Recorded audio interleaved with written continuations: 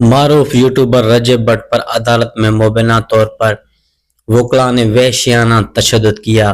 اس دوران نہ صرف انہیں جسمانی چوٹیں آئیں بلکہ ان کے ساتھ شدید ناروا سلوک بھی کیا گیا۔ کل کراچی سیشن کورٹ میں رجب بٹ ضمانت کی سماعت کے لیے پیش ہوئے۔ 15 سے 20 وکلاء نے ان پر اچانک حملہ کر دیا۔ وکیل میاں اشفاق علی کے مطابق رجب بٹ کو نہ صرف پیٹا گیا بلکہ ان کے کپڑے پھاڑ دیے گئے اور منہ زخمی ہوا۔ اس وحشیانہ حملے کے دوران رجب بٹ کے بیگ سے 3 لاکھ روپے نقد بھی زبردستی لے لی گئی۔ بعد میں بیگ واپس کیا گیا لیکن نقد رقم غائب تھی۔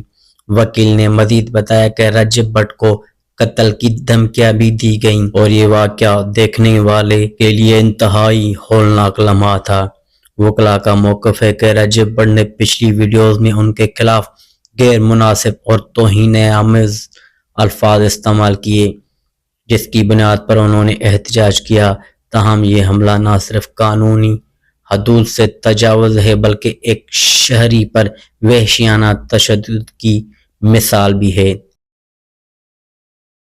سوشل میڈیا اور عوامی حلقوں میں اس واقعے نے شدید رد عمل پیدا کیا ہے، جہاں لوگوں نے قانون کی حکمرانی، شہری حقوق اور برداشت کی ضرورت پر زور دیا ہے۔ اس واقعے کے بعد رجب بٹ کی درخواست پر سٹی کورٹ پولیس اسٹیشن میں متعدد وکلاء کے خلاف FIR درج کی گئی ہے۔